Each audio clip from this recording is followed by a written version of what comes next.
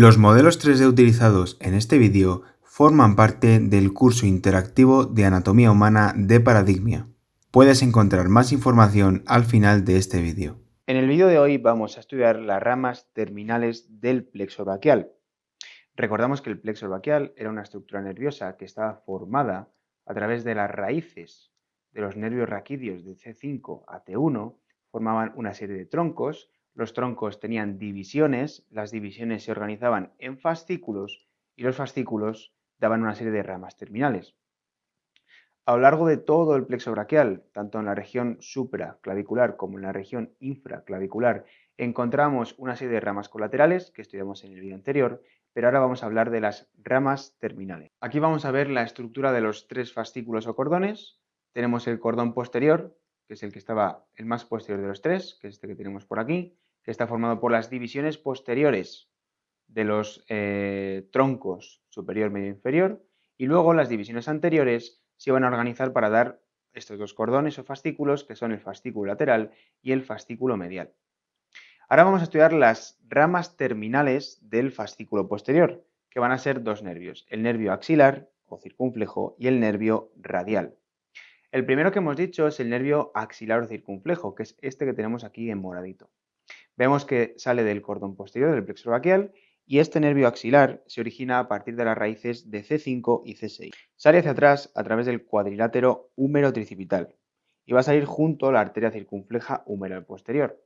Lo que hace es rodear el cuello quirúrgico del húmero y se va a dirigir hacia arriba, hacia la cara profunda del deltoides, al que va a inervar y le va a dar la inervación motora. Pero también se la da a este músculo, que es el músculo redondo menor. El territorio sensitivo de este nervio axilar o circunflejo va a ser fundamentalmente la piel que se encuentra en la zona del hombro, la piel que se encuentra encima del deltoides, en esta región, y lo va a hacer a través de una rama que es el nervio cutáneo braquial lateral superior. Tenéis que tener en cuenta, además, que este nervio, el nervio axilar, es el que más se lesiona de todo el plexo braquial. Sobre todo porque piensa que si existe una fractura del cuello quirúrgico del húmero o incluso una luxación del hombro, al ser una estructura nerviosa que está tan cercana a la articulación o incluso a la fractura, es muy probable que se lesione.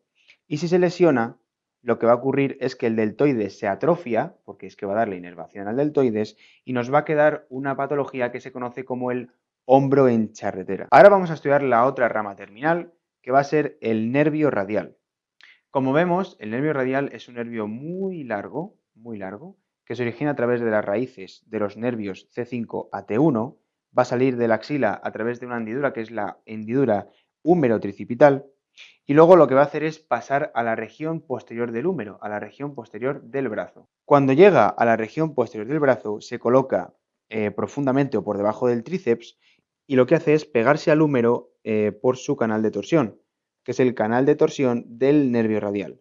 Una vez que llega a la región del codo, va a perforar lo que se conoce como el tabique intermuscular externo y se va a colocar en el canal bicipital. Vamos aquí a la región del antebrazo, se coloca en el canal bicipital externo. Lo que hace este nervio es inervar todo lo que se encuentra a su paso. Una vez que se encuentra en la celda externa del antebrazo, vemos que va a tener fundamentalmente dos ramas. Una rama que es la rama superficial del nervio radial derecho, bueno, en este caso derecho porque es el lado derecho, y luego tenemos una rama profunda. Lo que hace la rama superficial, esta que tenemos por aquí, es seguir la distribución del músculo braquirradial. Una vez que el nervio radial contornea la muñeca, va a llegar al dorso de la mano. En el dorso de la mano va a recoger la sensibilidad y va a inervar del dorso, de la parte lateral del dorso de la mano, del dedo pulgar y de los dos primeros dedos. Del segundo dedo solamente recoge la parte más lateral. Luego encontramos la otra de las ramas de las que habíamos hablado, va a ser la rama profunda del nervio radial. Lo que hace es meterse entre las porciones del músculo supinador, que luego lo veremos, y llega a la celda posterior del antebrazo.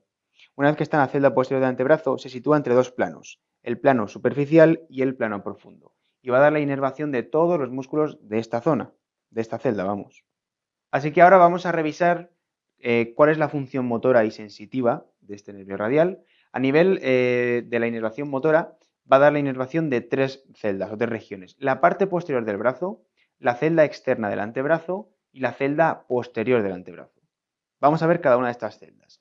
La primera es la celda posterior del brazo y es esta y va a dar la inervación para el músculo tríceps. La siguiente celda que vamos a encontrar es la celda externa del antebrazo. Vamos a revisar que da la inervación motora para los siguientes músculos. Tenemos el músculo brachiorradial derecho, tenemos el extensor radial del carpo, tenemos el extensor derecho radial corto del carpo, derecho, bueno, porque es del lado derecho, y el supinador derecho.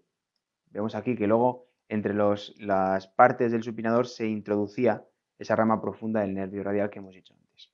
Así que recordad que son 4, el brachiorradial, el extensor radial corto y largo del carpo y el supinador derecho.